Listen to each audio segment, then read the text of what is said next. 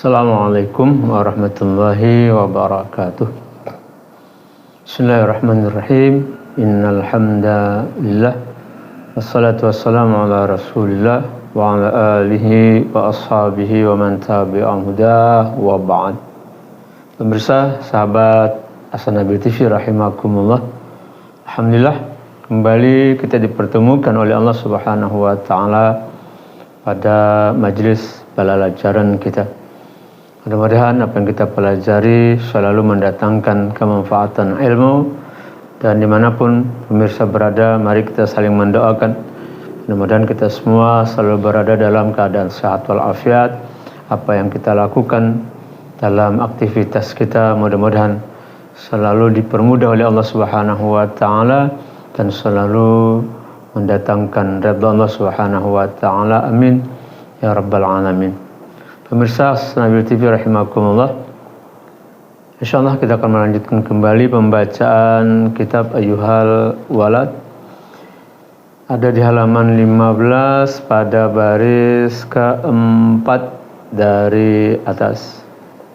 Bismillahirrahmanirrahim. Qala al-musannifu rahimahullahu ta'ala wa nafa'ana bi'ulumihi wa bi'ulumi masyayikhihi wa talamidhihi wa bi'ulumikum fid dharain. Amin. Qala ثم اعلم أن التصوف له خصلتان. Kemudian ketahuilah olehmu, wahai muridku, kata Imam Al-Ghazali, bahwa tasawuf itu lahu mempunyai khaslatani, dua bagian, dua unsur, dua perkara.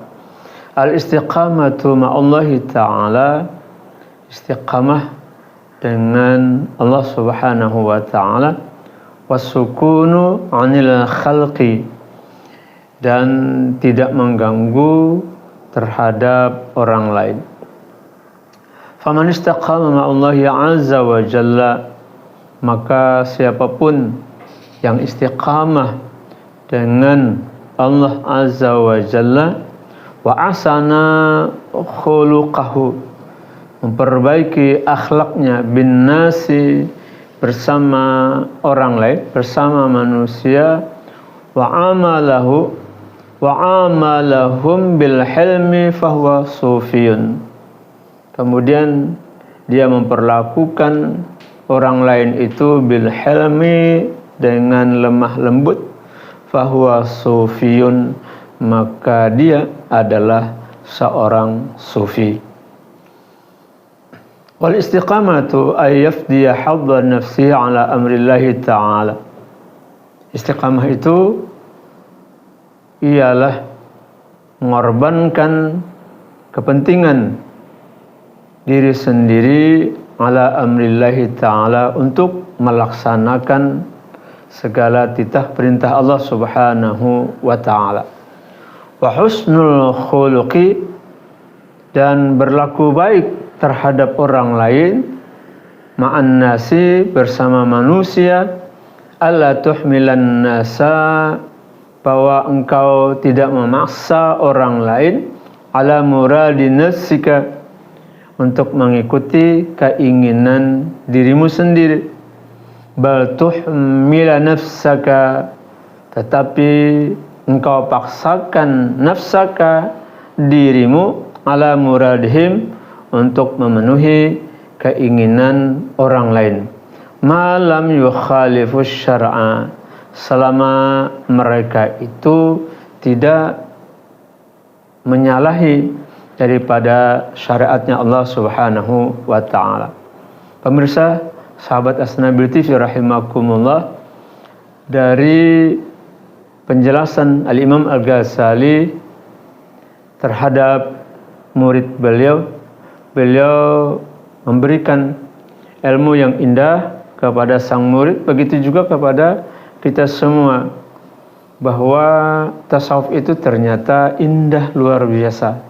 Tidak seperti yang barangkali kita dengar selama ini, dengan berbagai macam yang dipahami oleh orang lain, mempunyai ini, itu, dan lain sebagainya kaitannya. Ada yang bisa terbang, ada yang bisa berenang di air, kemudian berjalan di air, dan lain sebagainya.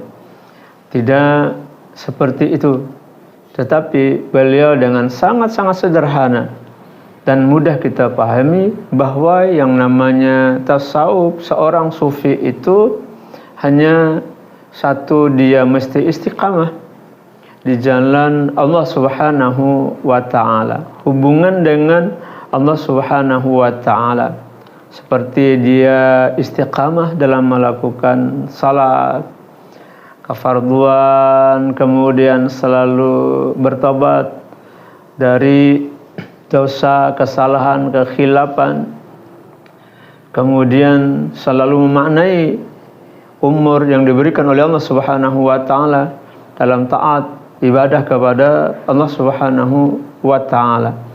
Nah, istiqamah semacam itu, orang tersebut dia sudah sufi.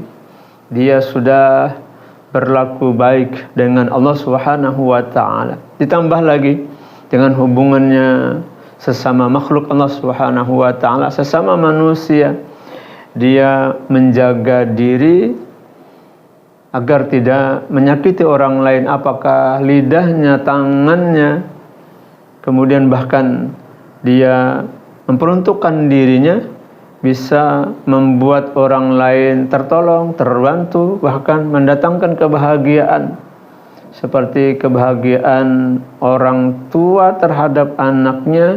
Orang tua itu mengorbankan berbagai macam yang ada dimiliki oleh si orang tua untuk anaknya.